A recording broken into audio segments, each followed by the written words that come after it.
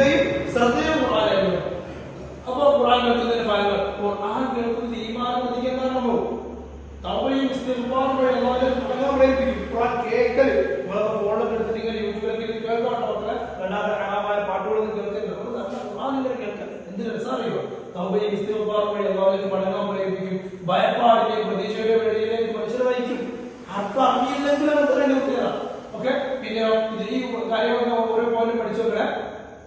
ഖുർആൻ കേൾക്കുന്ന ഈമാൻ വർദ്ധിക്കാൻ കാരണവും തൗബയും ഇസ്തിഗ്ഫാറും വഴി അല്ലാഹുവിനെ മടങ്ങാൻ പ്രേരിപ്പിക്കും. ഭയപ്പാടിന്റെയും പ്രതീക്ഷയുടെ വഴിയിലേക്ക് മനുഷ്യരെ നയിക്കും.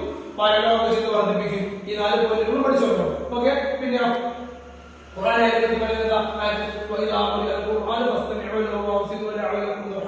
ഇങ്ങനെ ഓരോരോ വരിയായിട്ട് പഠിച്ച് കൂട്ടി പഠിച്ചാണ് കേട്ടോ.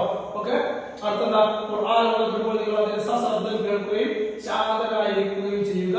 നിങ്ങൾക്ക് കാരുണ്യം ലഭിക്കാനായിട്ട് ചെയ്യാവുന്നതാണ്. ഓക്കെ, നബി സല്ലല്ലാഹു അലൈഹി വസല്ലം പറഞ്ഞു ഖുർആൻ ഓതുന്നവർ അത് കേൾക്കുന്നവർ പ്രതിഫലത്തിൽ പങ്കുകാരാണ്. അപ്പൊ ഖുർആൻ ഓതുന്നവരും കൂലി കിട്ടും, കേൾക്കുന്നവരും അതുപോലെ കൂലി കിട്ടും. ഓക്കെ, ഇനി ഓതി കൊടുക്കാൻ പറഞ്ഞ സംഭവം എന്താ?